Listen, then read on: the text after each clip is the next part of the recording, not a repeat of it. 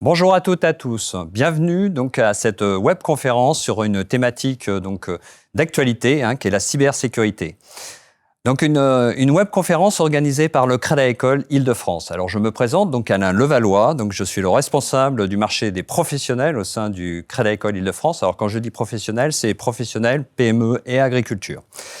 Alors nous avons le plaisir de vous retrouver pour cette webconférence sur un sujet, comme je disais, d'actualité. Et quand je dis d'actualité, on en entend parler effectivement tous les jours.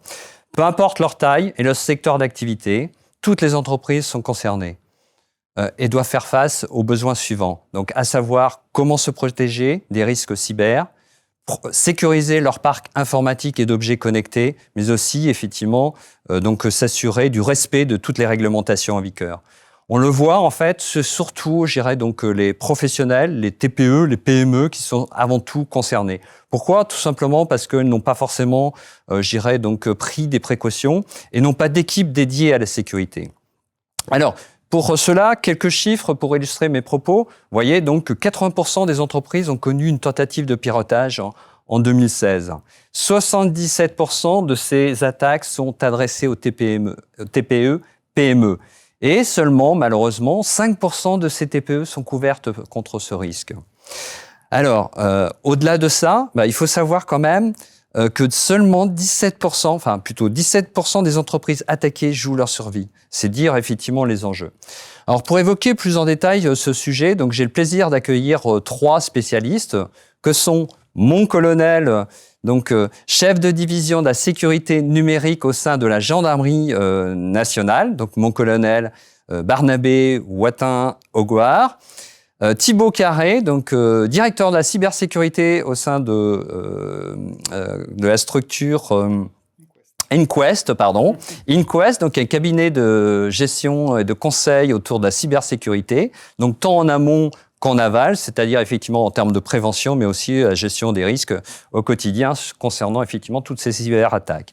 Et enfin, effectivement, notre partenaire, Franck, représenté par Franck Lourdelet, représentant l'assurance ISCOC. Donc nous travaillons régulièrement ensemble. Alors messieurs, je me tourne vers vous. Il n'y a pas de journée, de semaine sans qu'on fasse état effectivement dans la presse de cas concrets de cyberattaques. Est-ce que vous pouvez illustrer ces propos justement ? Alors on va l'illustrer, on va voir un petit peu rapidement quelques coupures de presse de ce qu'on peut voir malheureusement tous les jours, alors soit dans la presse nationale ou même dans la presse quotidienne régionale. Et vous voyez que l'ensemble des activités que nous on qualifie de cyberdélinquance. Alors quand on dit cybercriminalité, cyberdélinquance, souvent plus des criminels d'ailleurs que des délinquants. On a deux aspects. Soit le vecteur Internet, l'infrastructure est utilisée comme vecteur facilitateur du multiple d'infractions. Et on le voit, c'est notamment tout ce qui est escroquerie, mais également vente de tout ce qui est produit illicite, bien évidemment. Et puis l'infrastructure, le réseau, l'entreprise, le réseau de l'entreprise via Internet est ciblé directement pour obtenir un certain nombre d'éléments. Vous donnez juste quelques chiffres. La gendarmerie, on constatait l'année dernière. Il y a 2 ans, 100 000 faits de cybercriminalité. L'année dernière, c'est 120 000.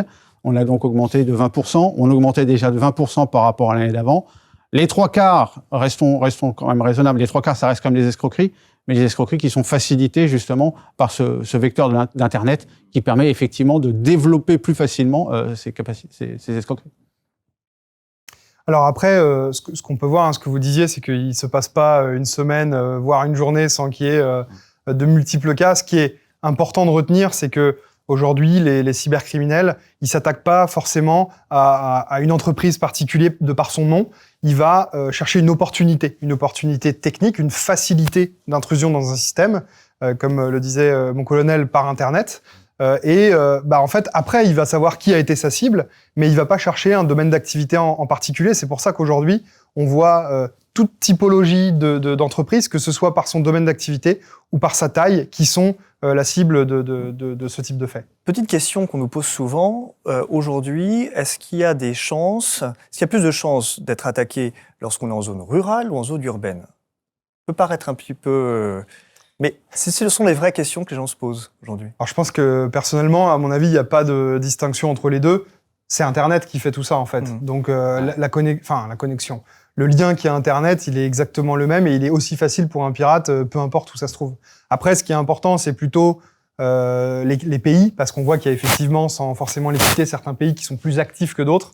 Et en général, les pirates vont attaquer loin de chez eux pour avoir moins de chances de se faire attraper, d'avoir de représailles des forces de police, tout ça. Mais oui, cette question effectivement est intéressante parce que souvent les gens aussi font un peu un parallèle avec la vie réelle.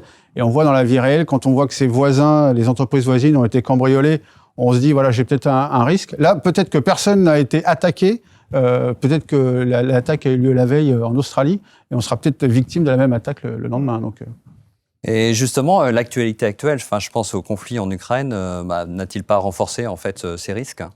Alors, bien évidemment, quand on parle Ukraine, quand on parle... j'allais dire Russie, on parle évidemment de ce risque de cybermenace. Cybermenace, alors qui pourrait être étatique, hein, bien évidemment, mais également de l'implication des réseaux cybercriminels. Alors certains se sont positionnés qui pour l'Ukraine, qui pour la Russie. Certains sont même entre eux déchirés, donc ce qui parfois nous arrange quand même. Ce qu'il faut bien voir, c'est que on n'est pas forcément, nous, France, l'Europe, pas forcément une cible directe qui serait liée à ce conflit. Maintenant, on reprend l'affaire de NotPetya qui a défrayé la chronique, ce rançongiciel en 2017. Alors, au final, c'est effectivement par rebond de filiales, etc. Et finalement, tout le globe a été touché. Donc, Après, pour compléter ce propos, ce qui est quand même important, c'est la prise de conscience. C'est-à-dire que on voit que cette guerre s'accompagne d'une cyberguerre. Et donc, là, on sait tous qu'on est un peu entre deux. Personne, évidemment, heureusement, on ne sait pas où est-ce que ça va nous amener, mais il faut prendre tout de suite encore plus de dispositions pour se protéger, parce que si demain il devait y avoir un conflit chez nous, ou qu'on soit dans ce conflit, ça pourrait être le type d'impact auquel on devra faire face. Ouais, non, très bien. Alors donc, on le voit, hein, donc c'est pas qu'une impression, hein.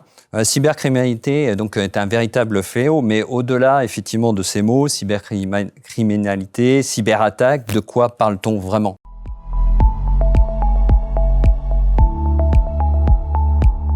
Alors déjà, il y a deux distinctions qu'on peut faire, c'est ce qui vient de l'intérieur et ce qui vient de l'extérieur. Alors effectivement, nous, ce qu'on voit aujourd'hui, la cybercriminalité, c'est quand même 99% qui vient de l'extérieur, donc des pirates qui viennent compromettre un système d'information pour effectuer une action malveillante, une escroquerie et ce genre de choses. Mais il existe aussi des actions malveillantes internes, des employés ou des gens qui se sont fait licencier et qui, par vengeance, reviennent. On reste un petit peu plus ou moins dans l'interne. Et ça existe malheureusement aussi. Donc il faut se protéger évidemment de l'extérieur, mais il faut faire attention à des dispositions de séparation des tâches, par exemple, hein, que tout le monde ne puisse pas avoir accès à tout, par exemple. C'est quand même important pour se protéger aussi de ce type de choses. Alors, sur les trois principales familles, aujourd'hui, on parle ransomware, donc en français rançongiciel.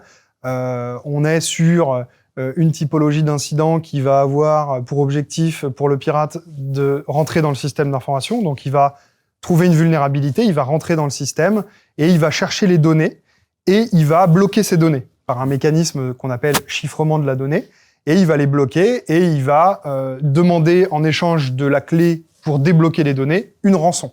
Alors aujourd'hui, on voit même une deuxième pression qui est appliquée par le pirate sur les entreprises, c'est que pendant qu'il est dans le système, il va en profiter non seulement pour bloquer les données, mais il va aussi les exfiltrer, ou en exfiltrer un petit peu, pour dire, si je vous ai pas bloqué, à minima, payez-moi la rançon, parce que sinon, je vais publier toutes les données que j'ai récupérées sur vous.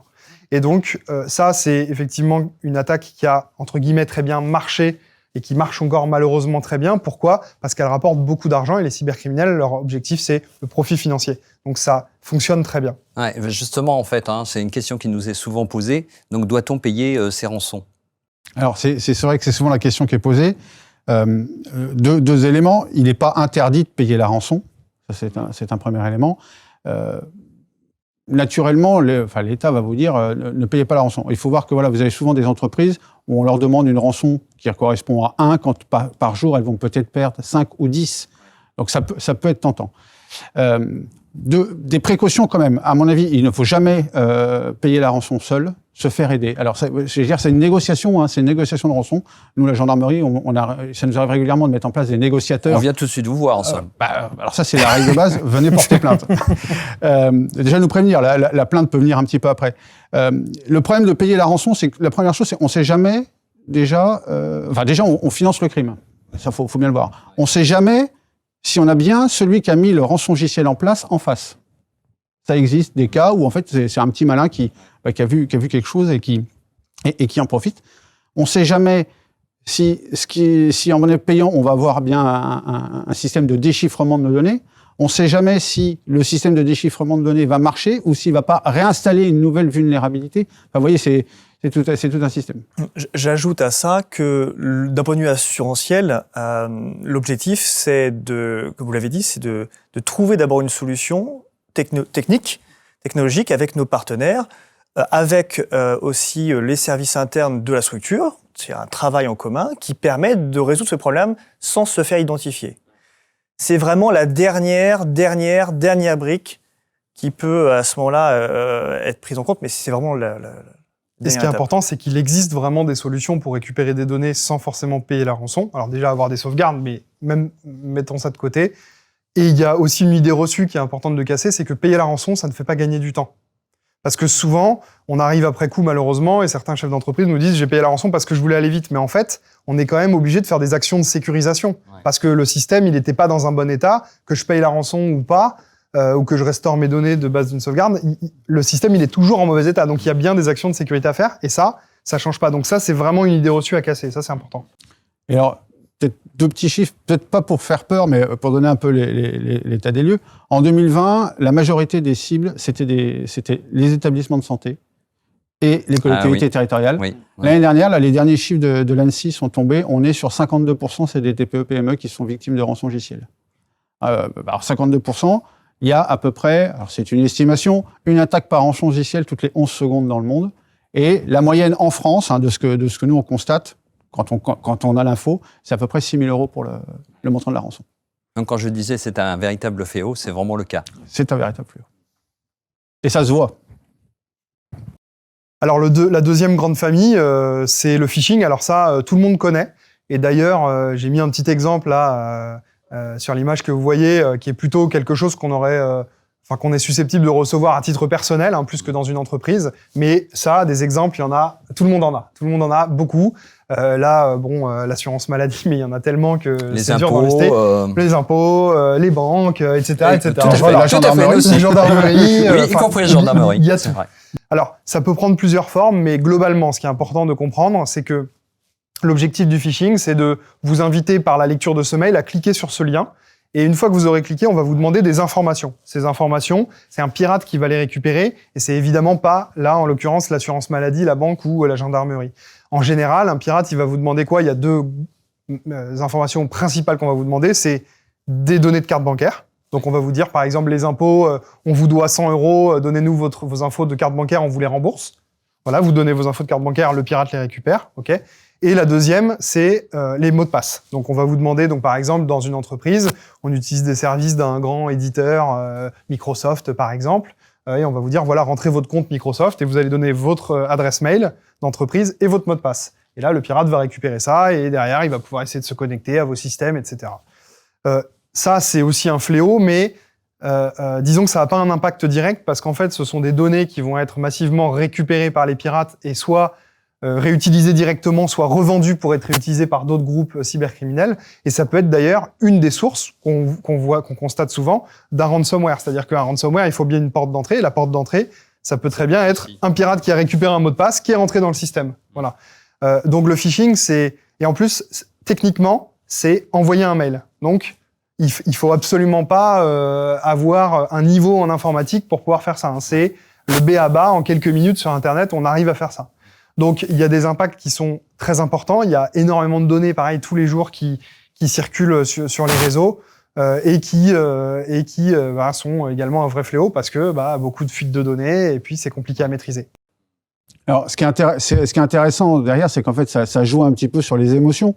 Ça peut être la pitié, la peur, l'appât du gain ou la somme qu'on doit récupérer, même si en fait on n'a pas été chez le médecin depuis longtemps, les gens se font berner malheureusement. C'est toujours facile de dire vous vous êtes fait avoir. Tout le monde peut se faire avoir à un moment donné. Oui. Comme on le voit, c'est de mieux en mieux fait. Oui. Il y a de moins en moins de fautes d'orthographe. C'est ce que j'allais dire. On n'est plus sur des logos assez mal dessinés. On est sur quelque chose qui ressemble à quelque chose d'assez vrai. On se sert aussi de nos propres réseaux aussi.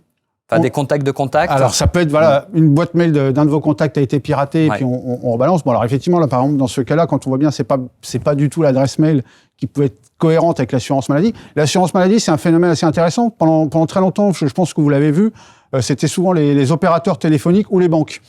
Mais alors, comme ils ne savaient pas quel opérateur téléphonique ou quelle banque vous aviez, un coup sur deux, vous tombiez pas dans le panneau. Là, potentiellement, tout le monde est à l'assurance maladie, normalement. Et donc, effectivement, c'est un phénomène qui marche. Et c'est un phénomène, comme c'est dit, il suffit d'envoyer des mails. Les mails, on loue de l'envoi de mails par millions, par centaines de milliers, par millions. Et régulièrement, il y a des campagnes qui inondent la France en l'occurrence. J'ai vu qu'il y a 3 personnes qui répondent par jour. Et ça leur permet de vivre.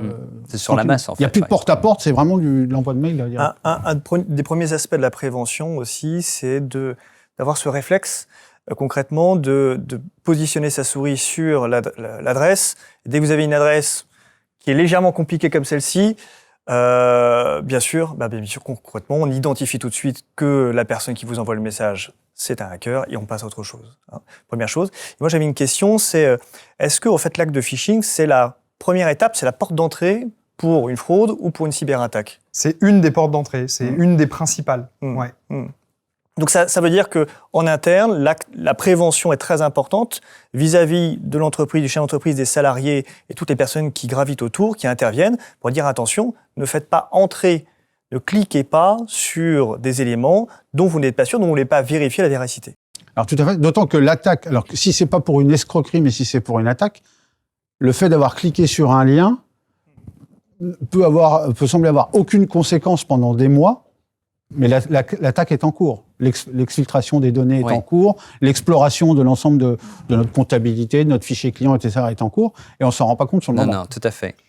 Et je précise que ça peut aussi exposer les gens personnellement, puisque malheureusement, encore beaucoup de personnes utilisent les mêmes mots de passe un peu partout, et que le mot de passe que vous auriez donné, même si c'est un phishing dans le cadre professionnel, si vous utilisez le même mot de passe dans votre cadre privé, eh ben, quelqu'un pourrait avoir accès à votre boîte mail personnelle, et voilà. Donc, ce qui est important, c'est aussi de savoir finalement que font les pirates de ces données, où est-ce qu'on les retrouve, finalement, c'est ça aussi qui est important, comme vous le disiez. Parfois, pendant des mois, il n'y a pas d'impact, et puis en fait, c'est des mois après qu'il se passe quelque chose. Alors là, j'ai mis quelques éléments qui sont intéressants sur la gauche. Vous voyez en fait un site qui est disponible sur Internet qui s'appelle Have I Been Pwned, sur lequel vous pouvez mettre votre adresse mail pour voir si elle fait partie d'une fuite de données connue. Okay, donc c'est une espèce de grande base de données sur Internet qui permet de reprendre toutes les adresses mail qui ont été piratées, et on vous dit les données qui sont associées à ces adresses mail. Donc, ça, c'est pas très connu. Pardon ? C'est pas très connu, je pense. Non, alors c'est pas très connu. Alors, ce qu'il faut savoir, c'est que c'est quelque chose qui est entre guillemets grand public. On peut tous y aller. C'est pas une faute. On donne pas les mots de passe, on donne pas d'informations personnelles. Les pirates utilisent des bases de données beaucoup plus fraîches, beaucoup plus étendues. Ça, c'est vraiment plus grand public, mais c'est pour avoir une idée de la manière dont ça fonctionne. Là, typiquement, j'ai fait le petit test avec le mot de passe 1, 2, 3, 4, 5, 6, et il me dit qu'il le retrouve 23 millions de fois dans cette base de données. 1, 2, 3, 4, 5, 6, on sait que ça fait 3 ans, je crois que c'est le top 1 du pire mot de passe, mais beaucoup utilisé. Ensuite, sur la droite, là, on est plus sur des réseaux type dark web, mais c'est pour comprendre le lien qu'il y a entre des cyberattaques et ce qu'on trouve, en fait, le côté un peu obscur de ces choses-là. Typiquement, je vous parlais tout à l'heure, ensuite, un phishing de vol d'informations de votre carte bancaire, et ces cartes bancaires se retrouvent en vente de cette manière-là. C'est Amazon, globalement. Vous avez un type de carte bancaire, une date d'expiration, tout un tas d'informations, et puis on vous dit, voilà, la carte bancaire, c'est une vingtaine de dollars. Alors, c'est une espèce de moyenne, ça dépend du pays, ça dépend du type de carte, des plafonds, ça dépend de tout un tas de choses comme ça. Et quand vous l'achetez, vous avez les informations qui sont sur la carte, et vous pouvez faire des achats directement. Donc on est sur Donc quand je vous disais que les pirates récupèrent massivement des informations et qu'ils les revendent, la revente de données, c'est une des premières sources de revenus des pirates aujourd'hui. La revente de mots de passe, de cartes bancaires, et des choses comme ça. Alors c'est vrai, on estime à peu près au niveau mondial, à 1500 milliards les revenus des cybercriminels, il y en a 600 milliards, c'est la revente de données. Alors que ce soit les données personnelles ou des données de propriété intellectuelle ou peut-être même de secret des affaires. Ce qui est intéressant, c'est qu'on parle des cartes bleues. Alors moi, je trouve que je m'occupe aussi du système de signalement de la fraude à la carte bancaire en ligne. On a à peu près 900 signalements par jour, hein, pour vous donner un petit peu, l'ordre de grandeur. Ouais. Avec une moyenne à peu près de 400 € de préjudice par signalement. Il y a eu la mise en place du système d'authentification à double facteur, qui est censé, je dirais, sécuriser davantage. Les pirates ont trouvé, je dirais, commencent à trouver une petite parade, hein, ce qu'ils appelle le SIM swapping, c'est-à-dire que ils arrivent à obtenir une activation d'une carte SIM qu'ils ont avec votre numéro, et en fait, ils reçoivent les SMS. Donc voilà. Donc à chaque fois, on est un peu ils trouvent des parades. On est dans une course un petit peu permanente contre ces pirates. On parle du darknet, ça fait toujours un peu peur à tout le monde. Le darknet, en fait, il y a rien de plus simple. Quelqu'un qui part de zéro en 2 heures peut comprendre largement comment fonctionne le darknet. C'est pour dire que c'est quand même un petit peu inquiétant.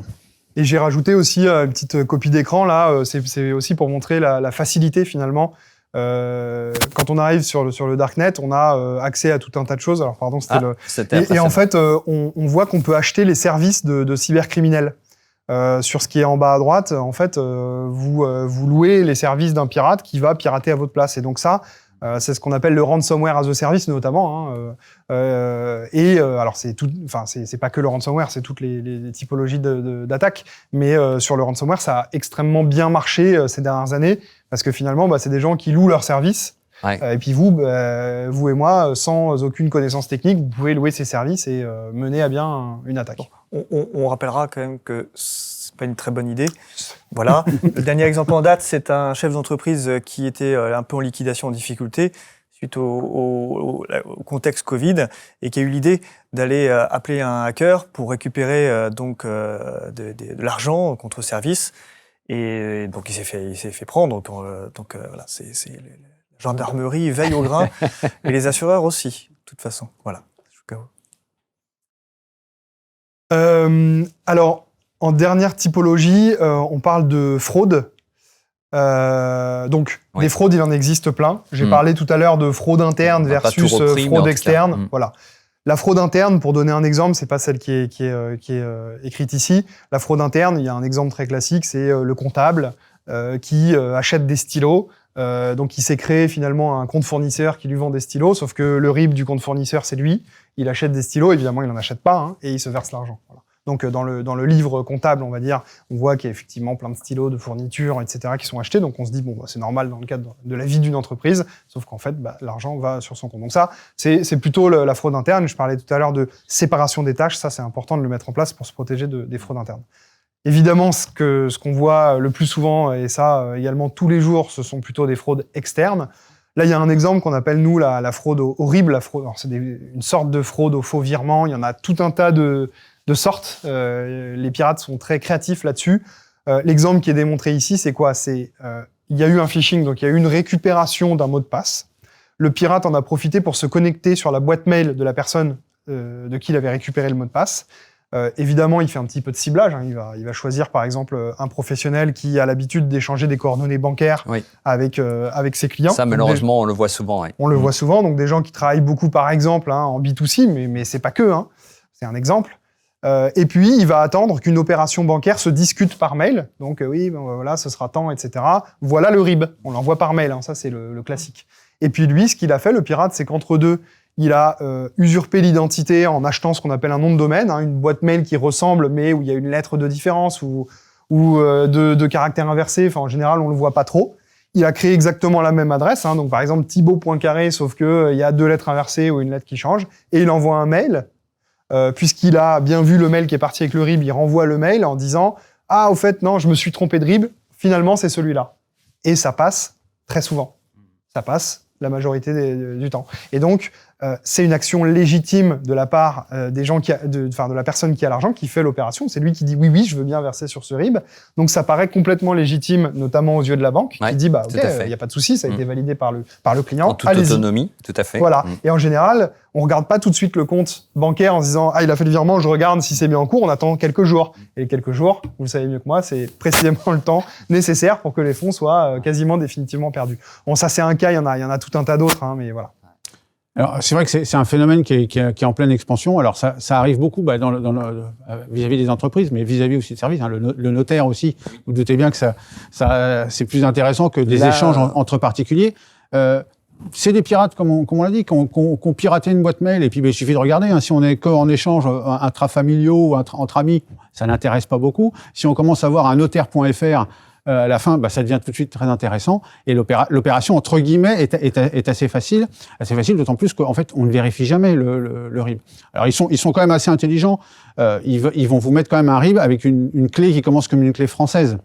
Ils sont même capables de modifier le logo de la banque pour que ça corresponde bien à la banque, à la banque qui est prévue, pour faire quelque chose de crédible. Mais c'est vrai que personne n'a un moyen de vérifier que le numéro de RIB est bien le bon numéro de RIB. Il y a peut-être un sujet là-dessus, mais voilà. Mais c'est vraiment un phénomène qui est dans l'explosion. Et là, au final, c'est la personne dans l'arnaque est ciblée, mais à l'origine, c'est une exploitation d'une boîte mail qui a été exploitée jusqu'au bout.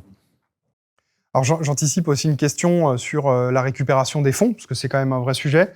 Là, on peut faire un parallèle assez facile sur le trafic de drogue. C'est-à-dire qu'une fois que les fonds sont quelque part, l'idée pour le pirate, ça va être de le transformer en billets, de le blanchir, etc. Ouais. Okay, et donc là, on est sur exactement les mêmes mécaniques.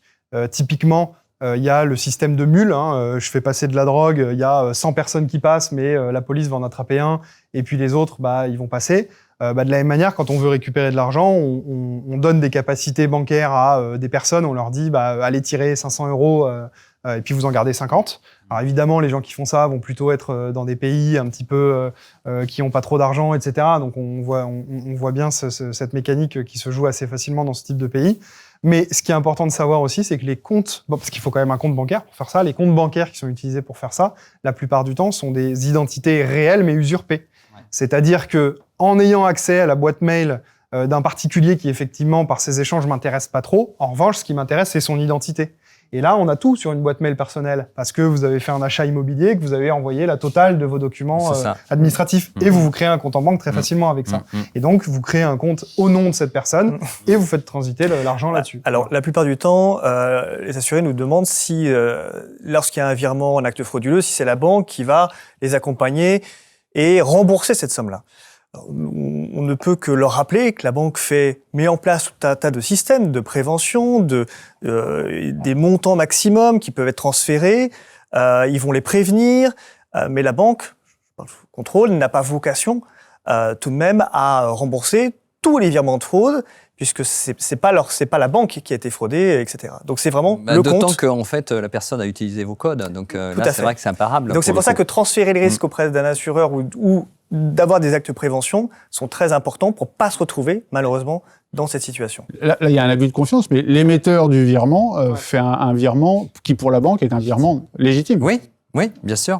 En fait, c'est ça qui est important. Alors nous, on se place pas du côté de la banque, c'est le travail de la banque, mais il y a deux distinctions qu'on fait bien, c'est action légitime ou action non légitime. Typiquement, un exemple j'ai mis ma carte sur un site web parce que je voulais prendre une place de parking payante et on m'a volé mes informations bancaires, ça va être de la faute de la personne qui a mis en place la page web qui a été piratée. Donc là, c'est pas de ma faute. La banque, a priori, ou en tout cas l'éditeur, quelqu'un va me rembourser, en tout cas, à la limite, que ce soit la banque ou quelqu'un d'autre, en tant que particulier, à la limite, on s'en fiche un peu. En revanche, s'il y a une action légitime de ce type, la banque, elle est quand même plutôt dans son bon droit de dire, désolé, mais voilà, c'est comme si dans la rue, vous donniez votre carte bancaire à quelqu'un, c'est compliqué de dire que c'est de la faute de la personne qui a utilisé la carte bancaire.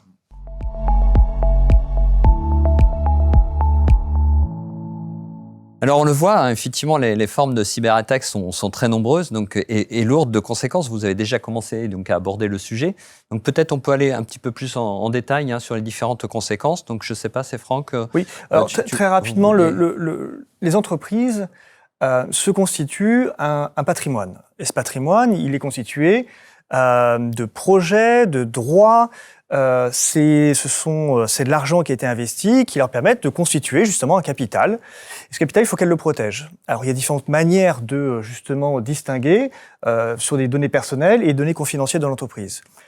Cette liste n'est pas exhaustive, mais en tout cas, ça vous permet de comprendre le type d'informations que l'on peut perdre et qui peuvent être monnayées par un tiers ou sur lequel vos clients peuvent être directement impactés. Donc, c'est ça qui est important de se rappeler.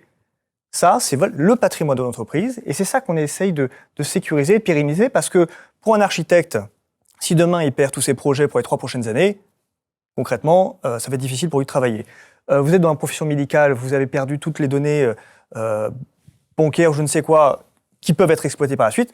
Là aussi, ça peut être compliqué en termes de notoriété ou en termes de dommages subis vis-à-vis des tiers. Donc, important de se rappeler, c'est ça qu'on essaye aussi de protéger. Ce sont ces informations qui sont importantes. Alors, je rajouterais, dans ce qui est mentionné, on le voit, mais on aurait pu quasiment le mettre en rouge. Le numéro de sécurité sociale, ça, c'est quelque chose qui est crucial, parce que déjà, c'est un numéro qui est jamais réinitialisé. Hein. Non. On ne change pas de numéro de sécurité sociale comme on fait opposition à sa carte bancaire. Ça permet, mine de rien, un certain nombre de services, notamment France Connect, etc. Et il en va de même d'une carte d'identité, qu'on a un scan d'une carte d'identité, comme on l'a dit. Avec un scan de carte d'identité, vous pouvez ouvrir un compte en banque en ligne, alors pas forcément dans les banques françaises, j'espère que c'est un peu plus surveillé, mais dans certains pays assez voisins, ça arrive régulièrement. Ouais. Et on a juste eu à envoyer un scan d'une carte d'identité qui n'est pas la nôtre. Ouais. Alors pareil, hein, on a différents préjudices, conséquences possibles vis-à-vis donc l'entreprise. Parmi eux, le principe même d'une attaque, c'est quoi? C'est d'avoir des conséquences financières. C'est pour apporter de l'argent. Et donc là, on a une différente liste qui permet de comprendre à la fois tout ce que ça va engendrer. La première, c'est l'expertise qui va être initialisée, qui vise à réparer, à fixer et à réparer le préjudice et à le remettre le système en état pour continuer de travailler. Et ensuite, il y a tout l'aspect de frais de notification. Suite au règlement RGPD qui vise justement à notifier auprès de la CNIL sous 72 heures le fait que vous avez été mis en cause. C'est une grande évolution depuis quelques années auprès du marché français. Et puis après, c'est tous les honoraires d'avocats, les réputations, les coûts éventuels de la rançon, la perte d'exploitation. C'est toutes ces conséquences financières réelles qui vont justement avoir un impact. Souvent, les gens nous disent « mais je comprends pas très bien », mais en fait c'est simple. Avant il y avait des braquages virtuels, enfin réels, maintenant on passe au braquage virtuel pour le coup. Et donc c'est ce qui concrètement va avoir un impact financier principalement. Et pour vous donner un exemple... Non, mais parmi les exemples, vous en avez quelques-uns, allez-y, je vous en prie. Hein, mais on parlait tout à l'heure du type d'activité. Est-ce que oui ou non, vous avez identifié des activités qui sont plus visées que d'autres? Alors, on a vu qu'il y avait les informations de la CNIL, vous parliez qu'il y avait 56%, 50% de TPE. TPE, PME. Après, le secteur, il n'y a pas de secteur. Ça peut être dans le transport, ça peut être dans l'agroalimentaire, il n'y a pas dans le textile. Il y a vraiment, comme on dit, surtout pour les TPE, PME, on n'est pas sur un ciblage comme on pourrait l'avoir peut-être parfois avec certains grands groupes. Oui. On cible en plus derrière des informations, je dirais, stratégiques, même s'il y en a aussi dans les TPE, PME. Là, on lance un petit peu, je dirais, un immense filet à la mer et on récupère tout ce qui vient. Alors, moi, j'aime bien le filet. C'est les attaques, c'est des attaques qui sont à large spectre. On ne vise personne. On a une liste de 300, 500 clients, 800 clients. On envoie ce virus, et ceux qui répondent, malheureusement, il en suffit de 3, 4, 5, et votre année, elle est faite. Et ça suffit. Donc aujourd'hui, que ce soit un artisan, expert comptable, un commerçant, peu importe la taille de la structure, peu importe comment elle est structurée, les coûts, ils sont réels, avec les coûts de spécialistes, hein, c'est des jours hommes, hein, c'est 1000 euros, 1500 euros, peut-être par jour d'intervention pour certaines tailles de structure, donc ça peut vite chiffrer. Encore une fois, hein, l'artisan peut avoir à cœur de payer ses frais d'expertise, cette rançon, sa perte d'exploitation tout seul parce qu'il a envie de les payer. Ou alors, il a la possibilité d'agir autrement en se rapprochant d'experts qui vont justement l'accompagner. Bon, pour vous donner un exemple je trouve que c'est un établissement de santé qui a été victime d'un rançongiciel, donc c'est pour donner un petit peu un ordre de grandeur. Les coûts directs liées à justement l'intervention de spécialistes, des frais de notification. Ils ont estimé à 1% de leur chiffre d'affaires, et les pertes potentielles qu'ils espèrent ne pas avoir, mais c'est 2%. Donc on est sur quasiment 3% du chiffre d'affaires sur une attaque qui vient peut-être d'un simple clic à l'origine. Ouais, tout à fait. Donc pas de règle en fait, hein, si je comprends bien. Il n'y a pas de secteur d'activité. On aurait pu le penser en fait, hein, mais vous ne voyez pas de tendance non plus. Alors non seulement pas de règles, et parce que souvent on imagine un petit peu les cybercriminels un peu comme les Anonymous, des gentils Robin des Bois. Ils avaient décrété entre guillemets une trêve pendant la période Covid sur les établissements de santé. Ça a duré une semaine, et les établissements de santé partout à travers le monde ont été touchés. Donc il n'y a pas de Alors, effectivement, quid du RGPD un petit peu dans toute cette histoire, hein, c'est l'aspect réglementaire qu'il ne faut pas oublier quand même. Alors, Franck, vous parliez tout à l'heure des données, du patrimoine de données. Il y a une réglementation qu'il ne faut surtout pas oublier qui s'appelle le RGPD, hein, donc liée aux données personnelles. Alors, au travers de ces quelques exemples, ce qui est important, c'est que c'est vraiment une obligation. C'est-à-dire que quand il y a un impact sur les données personnelles, donc typiquement, le ransomware va bloquer, exfiltrer des données.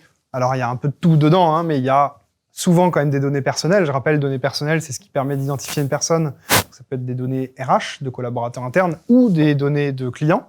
Et puis, c'est pas forcément des données très sensibles. Il suffit de nom, prénom, une adresse mail, un petit truc, et hop, c'est une donnée personnelle. Et donc là, eh bien, il y a cette réglementation qui vient par-dessus le marché, on va dire, et qui nous oblige à faire une notification auprès de la CNIL dans les 72 heures, une fois qu'on a constaté l'incident.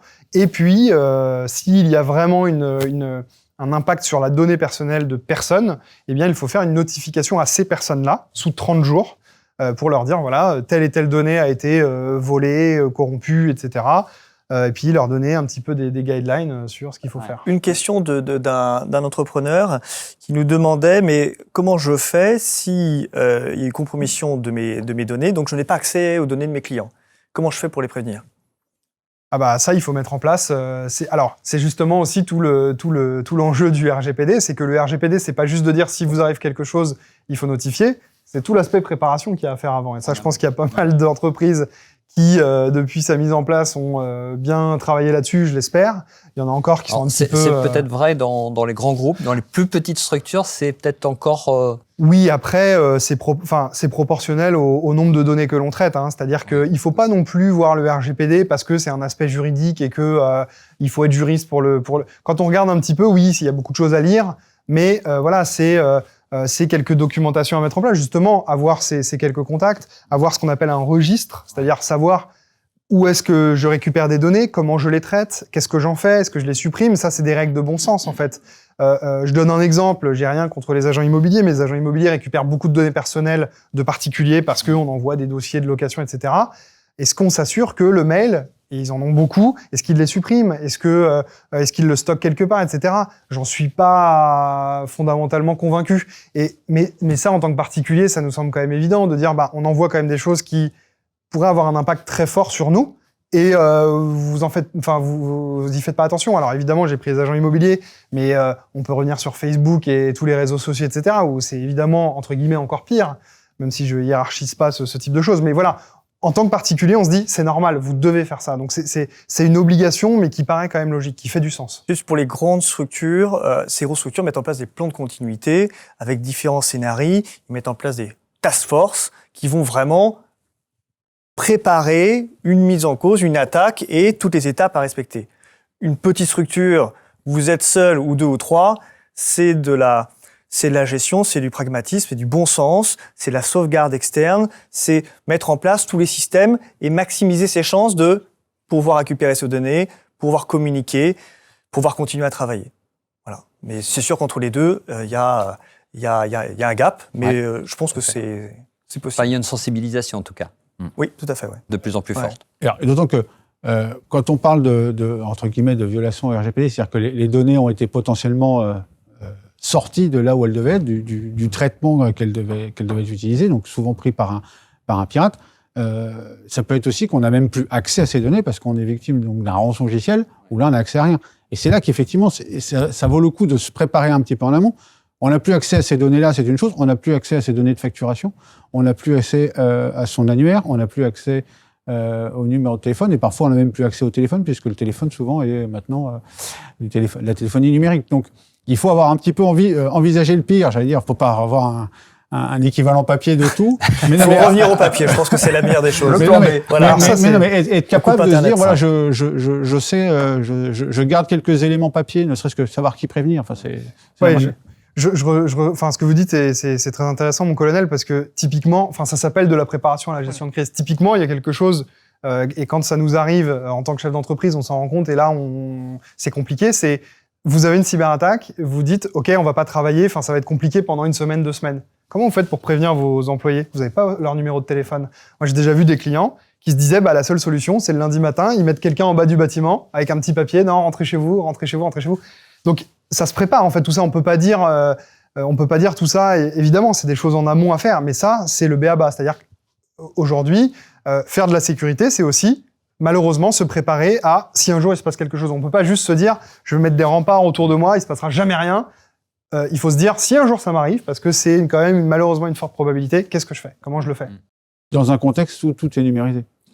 On a beaucoup, effectivement, enfin souvent les gens ont des plans, alors on appelle ça des gestions de crise, pas forcément, mais le risque incendie, on voit ce qu'on aura à faire, qui on a à prévenir, c'est assez facile, ce qu'on aura à faire, etc. On est cambriolé, on voit comment on l'a à faire. Là, comme on dit, on n'a plus forcément accès à tous ces éléments qui nous permettent de gérer cette crise. On est un peu démunis.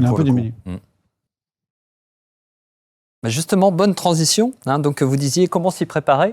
Donc, il y a peut-être quelques petites astuces pour parer à cela et parer à ces risques.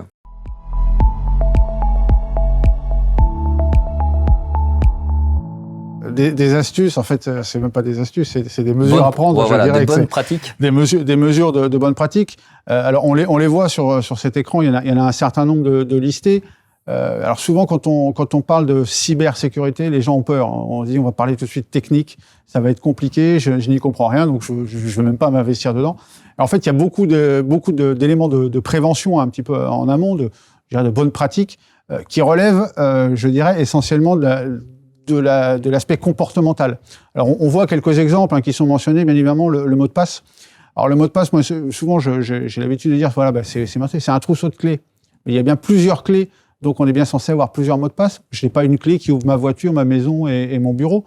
Et c'est un petit peu la même chose. Si je perds ma clé qui ouvre tout, on peut me piquer tout. Là, si on a le même mot de passe en privé et sur l'ensemble de ces boîtes mail privées, sur l'ensemble de ces applications professionnelles, alors, l'idéal, c'est d'avoir un mot de passe à chaque fois. Je sais que c'est compliqué. Souvent, les gens disent que c'est compliqué. Déjà, si on arrive à séparer la sphère privée de la sphère professionnelle, on gagne déjà beaucoup. Ensuite, le mot de passe, ça a été évoqué, il faut qu'il soit robuste. Alors, vous avez maintenant des logiciels qui font de la génération de mots de passe. Là, je vois qu'on propose 12 caractères minuscules, majuscules, chiffres spéciaux de mémoire. En 2022, en faisant ce qu'on appelle du brute force, donc en testant tous les mots de passe, il faut 34 ans pour le trouver. Ça vous laisse quand même un peu de marge. Ouais. Si vous en mettez 11, de mémoire, c'est 5 mois. Vous voyez qu'à chaque fois qu'on enlève chaque lettre supplémentaire multiplie par 10 ou 20 la complexité. D'accord. Donc, c'est quand même un élément important. Le mot de passe, soit on a ce qu'on appelle un gestionnaire de mot de passe, ce qui permet de même pas avoir à les apprendre. C'est lui qui... Alors, il faut quand même se souvenir du mot de passe du gestionnaire de mot de passe. Mais ça, c'est un élément. Sinon, moi, j'ai une technique, je vous la donne, même, je vais vous donner même un mot de passe que j'utilisais. Moi, j'aime bien prendre un vers. Alors, ça peut être un vers d'une poésie que je connais par cœur. J'en parle à personne, bien évidemment. Mais vous prenez, nous partîmes 500, mais par un prompt renfort, vous voyez, du CID. Vous mettez 500 en chiffres, vous avez déjà en plus un accent circonflexe, des virgules, etc. Vous avez une phrase qui est longue.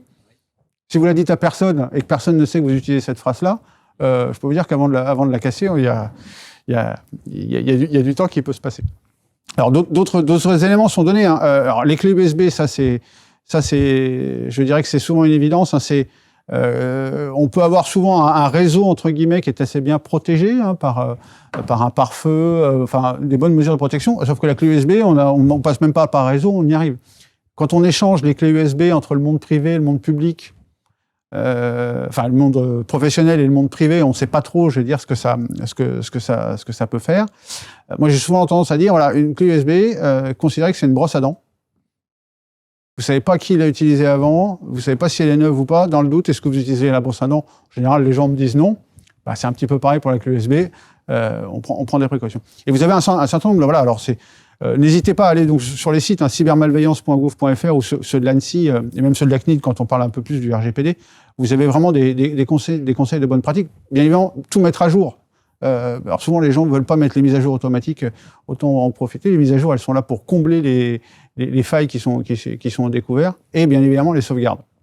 Ça, la sauvegarde, c'est un petit peu le b.a.-ba. C'est surtout pour éviter, même malgré toutes les précautions qu'on prend, on n'est pas à l'abri d'avoir un souci, mais qui n'est pas forcément d'ailleurs un souci d'une attaque cyber. On peut avoir une défaillance d'un de nos disques durs. Tout à fait. La sauvegarde, ça permet d'avoir quelque chose de peut-être pas la dernière sauvegarde de la veille, mais d'avoir au moins de repartir pas de zéro. Et puis sensibiliser. Sensibiliser. Je pense que ça c'est important. Ouais. Ça c'est important. Alors la sensibilisation, elle peut se faire soit en faisant appel à des extérieurs, ça peut être des gendarmes, ça peut être des gens de l'extérieur. Elle peut même se faire en interne. Souvent, vous avez, quand vous parlez cybersécurité TPE-PME, vous avez plein de blogs où vous avez des exemples. Et voilà, peut-être pas y faire 1 heure tous les jours, mais en parler un petit peu de temps en temps et dire, tiens, il y a ce type d'escroquerie qui circule en ce moment, faut qu'on soit vigilant et en parler avec ses salariés, par exemple. Il y a le MOOC de l'ANSSI que je recommande, qui est assez complet, mais on peut bien le séparer. C'est grand public, tout le monde peut le faire. Il y a plusieurs catégories, etc. Donc c'est pour tout le monde. Et puis effectivement, dans ces mesures, il faut séparer ce qui sont les mesures plus de l'entreprise. On va pas demander à un salarié de savoir comment fonctionne une sauvegarde, et externaliser, machin, etc. Combien de temps. En revanche, il y a de l'hygiène. Ça, c'est tout le monde et c'est dans la sphère privée et dans la sphère professionnelle. C'est les mots de passe, etc. Et puis, il y a les choses qui sont plutôt de l'ordre de notre service informatique. Il faut bien quand même séparer les deux.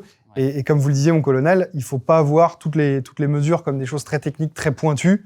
C'est du bon sens, c'est de la gestion bon père de famille, c'est documenter un petit peu et c'est se tenir au courant. Il y a des choses qui sont assez basiques. Je rajouterais sur l'aspect préventif, pour les salariés, pour les entreprises, c'est de bien vérifier donc les adresses mail, d'accord, systématiquement quand elles viennent. Et lorsqu'on vous demande des informations, malgré les réflexes de se dire que personne ne vous demande des informations personnelles, quelles qu'elles soient, si vous devez rappeler le numéro en question, ne rappelez pas le numéro qui est écrit sur le mail, mais rappelez le numéro qui est sur le site internet, parce que si ça se trouve, c'est pas le même. Donc ça, c'est important de bien rappeler qu'il faut soi-même vérifier, ne pas faire confiance, malheureusement, aux éléments. Pareil, si on vous demande de faire un virement de 100 000 euros parce que votre patron vous le demande, etc., pareil, on respecte les procédures internes. Donc toutes ces choses-là, de temps en temps, il faut pas aller trop vite, il faut accepter, il faut prendre le temps. Alors c'est vrai, et c'est le cas dans tous ces faux virements qui arrivent toujours le vendredi soir, et on tombe sur une personne en lui disant, c'est important, il n'y a que vous qui êtes dans la confidence, parce que on vous fait confiance, mais le patron, il peut pas vous répondre parce que, etc.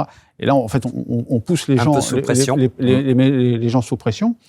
Alors, je ne critique pas les gens qui le font, mais souvent il y a des gens qui finissent par faire le virement. Parfois même, ça c'est malheureux, des gens qui le font en se disant, je suis peut-être en train de faire une bêtise. Si on se dit qu'on est en train de faire une bêtise, c'est qu'il y a peut-être une question à se poser. Et que, effectivement, si à l'avance dans une entreprise on dit, de toute façon, moi patron, je ne demanderai jamais de faire un virement en urgence sans vous avoir donné un coup de fil personnel ou peut-être un mot-clé, je sais pas, d'authentification, la personne sait que tant qu'on n'a pas le mot-clé ou que le patron n'a pas appelé lui-même, c'est quelque chose qui n'aura pas lieu. Donc, un principe, quand il y a un doute, il n'y en a pas.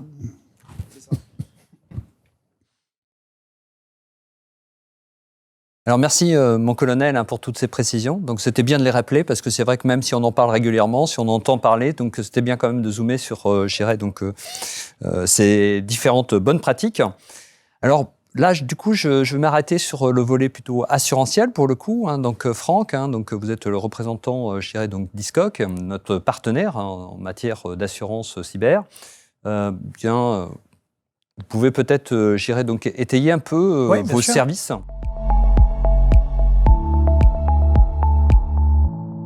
L'une des solutions, c'est d'essayer de répondre à l'ensemble des conséquences qu'on a vues et de remettre en l'état le système.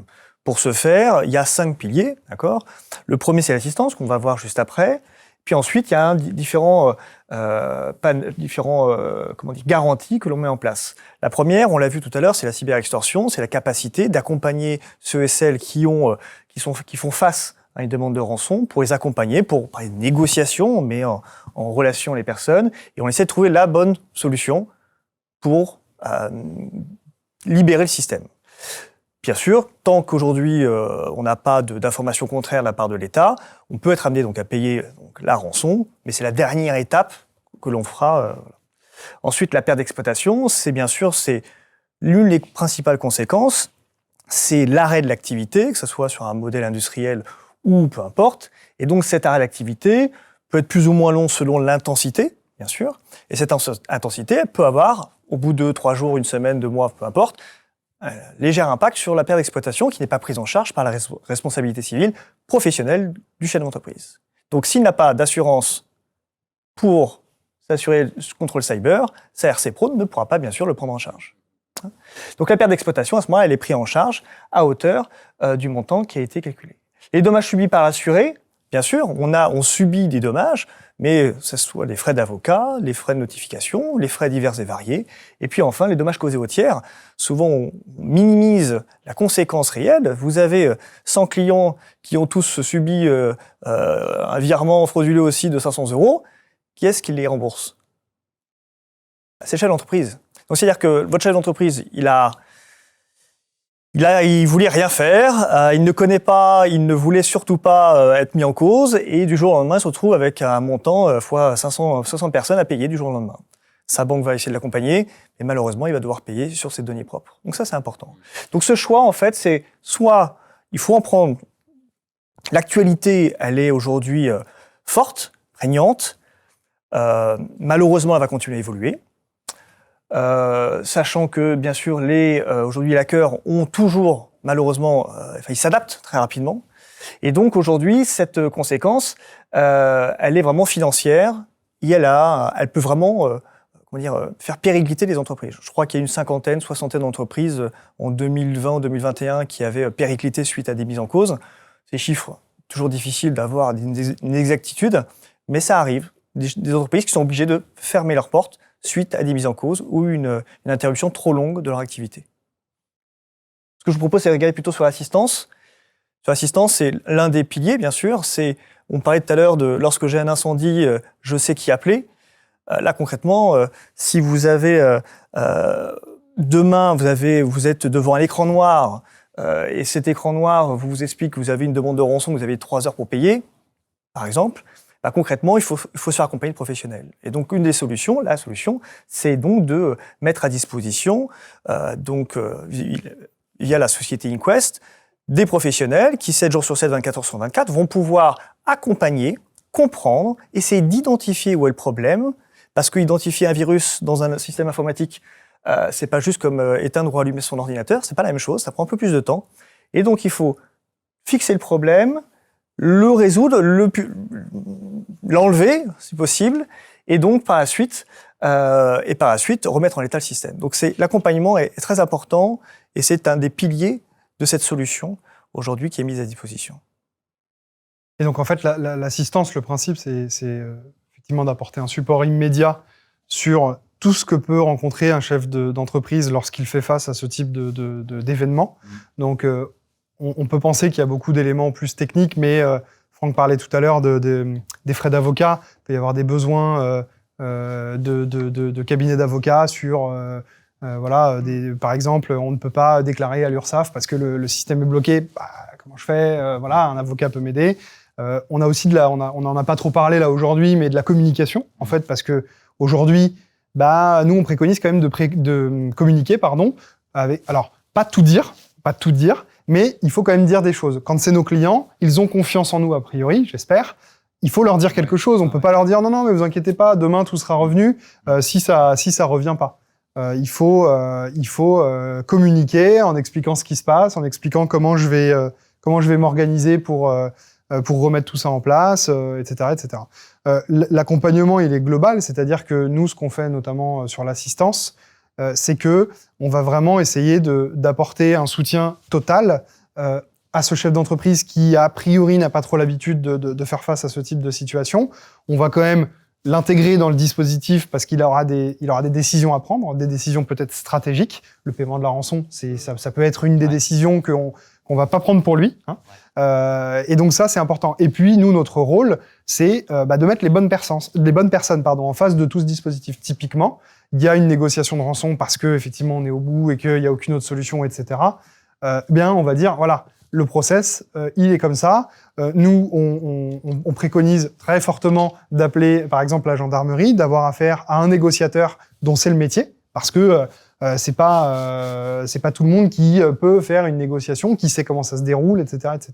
Et ça, c'est sur toutes les typologies, on va dire, d'intervention suite à ce type d'incident. Ce qui est important de rappeler, c'est que les assureurs, les personnes qui accompagnent, les spécialistes ou la gendarmerie ne choisissent pas à la place du client. On l'accompagne, on lui donne le maximum d'informations pour qu'il puisse être plus serein dans sa prise de décision. Parce que justement, on le disait, prendre une décision le vendredi soir sur un virement, c'est compliqué. Et franchement, c'est difficile quand vous savez que votre structure, concrètement, peut péricliter si vous n'avancez pas. Donc on est là pour les accompagner, pour donner le maximum d'informations et pour leur donner les moyens de prendre des décisions un peu plus apaisées. Oui, tout à fait, je comprends. Mais là, on est dans l'action. Thibaut, tout à l'heure, vous parliez quand même du volet prévention. Et donc ça, c'est important. Et ça, je pense qu'on n'est pas au rendez-vous sur ce sujet. Oui, alors ce qui est dommage, c'est toujours de faire de la prévention après incident. Ouais. Alors, je ne sais pas si on peut encore appeler ça de la prévention, mais en tout cas, on essaie de réparer aussi ce qui n'était pas en place avant. C'est sûr, hein, c'est toujours mieux si on fait de la prévention avant. Après, je l'ai déjà dit tout à l'heure, mais c'est important, c'est dans la prévention, il y a aussi ce volet se préparer à. C'est important, encore une fois, de pas se dire moi je serai jamais attaqué. Si on part dans cette logique, il y a déjà un petit souci. Parce que du coup, on va pas être prêt le jour où il va se passer quelque chose. Donc la prévention, nous, on préférait faire que de la prévention. Hein, de dire, voilà, il faut mettre ça en place, que tout soit bien mis en place, etc., et qu'on soit complètement protégé. Malheureusement, ça marche pas du tout comme ça. On fait beaucoup de prévention après, hein, ce que je disais. C'est clairement c'est là où il faut aller. Et comme vous le disiez, là, on n'est pas tout à fait au niveau globalement. Alors, c'est pas en France, c'est pas sur certaines typologies d'entreprises, c'est globalement. Il y a une prise le numérique est allé très très vite, ça s'est développé très très vite, et la prévention qui est censée aller avec n'est pas allée aussi vite. On a voulu privilégier l'aspect, le confort de l'utilisateur. C'est génial, j'ai mes données sur Internet, que je change de pays, je me connecte à un ordinateur n'importe où, j'ai encore mes données, c'est génial. Oui, mais ce qui est génial pour l'utilisateur, c'est beaucoup moins génial pour la sécurité. Il y a toujours cette balance à faire. En général, il y a l'équilibre à trouver. Donc, il y a eu quand même cet aspect très marketing de beaucoup de sociétés du numérique qui ont voulu se démarquer en proposant des services géniaux, mais voilà, un petit peu au détriment de la sécurité, et il faut rattraper là le retard. Et alors, je rebondis juste là-dessus parce que je pense que c'est un élément très intéressant dans un monde où maintenant on est tous hyper connectés, où on a une capacité de stockage infinie. Je pense qu'il faut réfléchir un petit peu à ce qu'on a comme données stockées. Souvent, on garde des choses dont on n'a plus besoin. Donc, pour nous, elles ont même plus d'intérêt. En revanche, pour un cybercriminel, ça reste une mine de données à exploiter. Je dirais pas qu'il faut revenir au tout papier, mais parfois il y a certaines données, si on les considère si sensibles que ça, est-ce que c'est indispensable qu'elles soient accessibles depuis l'extérieur? Est-ce qu'elles ne peuvent pas être dans un ordinateur dans mon entreprise, déconnectées de tout réseau? C'est peut-être une question qu'il faut se poser. C'est d'ailleurs un des objectifs du RGPD, hein. Alors précisément sur les données personnelles, mais c'est de se poser la question, pourquoi je prends ces données, qu'est-ce que je vais en faire, et si j'en ai plus besoin, il faut que je les supprime. Voilà. Donc alors il faudrait étendre la réflexion sur toutes les données. Ouais. Mais de toute façon, on voit quand même les maturités des entreprises évoluer. En 2018, quand ça a été mis en place, lorsqu'on discutait avec les chefs d'entreprise, leur relation vis-à-vis de l'informatique ou du cyber, elle était plutôt lointaine, hein. Donc, le RGPD a eu quand même pour vocation de rappeler, d'informer, de préciser, et ça a permis de faire un bout de chemin quand même depuis quelques années. Donc, on voit quand même une évolution. Malheureusement, il y a quand même beaucoup de structures encore aujourd'hui qui n'ont pas mis en place tous les outils de prévention ou de sécurité. Alors, juste le dernier élément, c'était vraiment le cycle de vie d'un sinistre qui permet aujourd'hui à tout à chacun de comprendre en fait les différentes étapes et ces étapes dans lesquelles justement Inquest intervient et d'autres partenaires. Vous voyez, c'est un ensemble d'acteurs qui participent à au fait d'identifier, d'investiguer, de notifier et d'accompagner le client jusqu'au bout de la chaîne pour qu'il se sente vraiment accompagné. Ce qui est important, c'est effectivement ce pic-là de montée en activité. Il y a vraiment cette notion de réactivité très importante dans une gestion d'un événement de cybersécurité. Il faut réagir vite. Okay, on peut faire le parallèle, on en a fait un ou deux sur l'incendie. En général, on se pose pas la question, oui, mon assureur, etc. On appelle les pompiers. C'est un petit peu pareil. Alors, c'est mieux, encore une fois, si on s'est préparé avant. Hein, je le redis une troisième fois. Mais l'idée, c'est de réagir vite, d'endiguer le problème, de le maîtriser. Et voilà. Et ensuite, effectivement, ça redescend un peu. Et puis, il y a toutes ces notions d'assurance, etc. Tous les personnes qui vont venir nous accompagner sur cette démarche pour que ça se passe le mieux possible, étant donné le contexte. Bien, je pense que beaucoup de choses ont été dites, hein, donc je tiens à vous remercier tous les trois, donc Thibaut, hein, pour effectivement votre présentation, mon colonel, hein, donc qui a pu, donc alimenter, illustrer tous les cas de cyberattaque, et puis bien sûr Franck, hein, qui est à nos côtés effectivement sur la partie assurantielle. Eh bien à tous, je vous souhaite donc une bonne continuation. J'espère que tous ces échanges vous ont permis de nourrir vos réflexions autour de la cybersécurité et surtout, effectivement, commencer à songer à bien anticiper le sujet parce qu'on l'a bien vu, en fait. Hein, c'est pas quand le cas est concret qu'on doit réagir. Donc, il faut vraiment anticiper. Donc, un grand merci à vous pour votre attention. Donc, quant à moi, je vous propose de revenir vers vous prochainement pour une autre webconférence sur une autre thématique. Néanmoins, si vous avez des questions sur ce sujet, qu'est la cybersécurité, n'hésitez pas à vous rapprocher de nos conseillers du Crédit Agricole qui sauront soit vous répondre à vos questions, soit vous orienter vers, nos partenaires, ici présents. Alors un peu plus, de façon un peu plus indirecte vis-à-vis de la gendarmerie nationale. Dans une brigade. Mais en tout cas, ils seront présents aussi à nos côtés. Donc un grand merci à tous et puis à très bientôt.